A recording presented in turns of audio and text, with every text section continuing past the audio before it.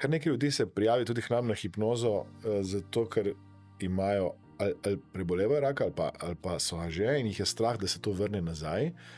Kako biti pozitiven? Ti sploh si imela 2 take izkušnje že za sabo.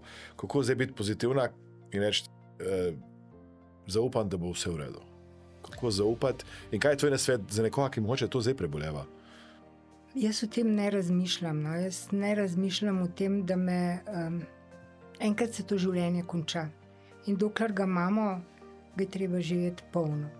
In verjamem, da edina pozitivna naravnanost pripelje nekam v nekaj dobrega, negativna sigurne, negativna vedno v slabo stanje, ne? V slab čutek.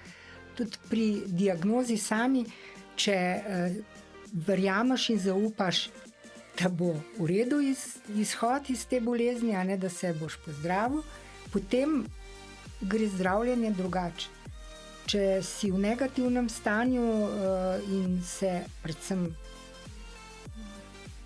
počutiš kot žrtev nečesa, potem to ne pelje v nič dobrega. Jaz mislim, da vsak, ki je bolan, ne zaupa, da bojo zdravniki naredili vse, kar lahko, in da ne sam zaupa v to, da je pot iz tega ven, da je jutri nov dan.